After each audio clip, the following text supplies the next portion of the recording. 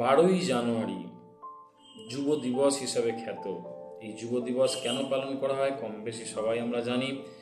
এই দিনে মহামানব, মনীষী, সনাতন ধর্মের অধিকারী, বিখ্যাত আমাদের পরম পুরুষ রামকৃষ্ণ পরমহংসের শিষ্য স্বামী বিবেকানন্দ ওরফে নরেন্দ্রনাথ ওরফে বিলে জন্মগ্রহণ করেছিলেন 1863 সালের 12ই জানুয়ারি।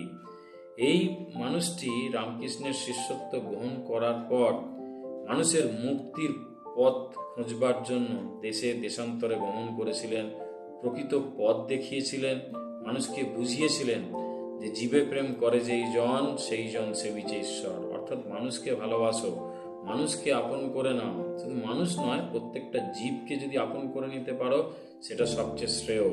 তাই প্রত্যেক জীবের মধ্যেই তিনি বলেছেন যেন শিবের বাস। সমস্ত মানুষকে আপন করার বার্তা দিয়েছেন। তার অন্যতম বিরল কীর্তি আমরা জানি, তিনি শিকাগো ধর্মসভায় সনাতন ধর্মের কথা বলে সারা বিশ্ববাসীকে চমক লাগিয়ে দিয়েছিলেন। সেখানে তিনি মানব ধর্মের কথা বলেছেন, মানুষকে ভালোবাসারই বার্তা দিয়েছেন। এই মহামানবের আদর্শ আমরা যদি ঠিকভাবে অনুসরণ করি তাহলে কিন্তু আমাদের জীবন সঠিক পথে পরিচালিত হবে। সেই আদর্শর প্রচারের জন্যই বেলুড় মঠ রামকৃষ্ণ মিশন প্রতিষ্ঠা লাভ করে এবং তার সেই আদর্শকে পরবর্তী প্রজন্মের কাছে তুলে ধরার মহান যজ্ঞে তারা ব্রতী হয়েছে।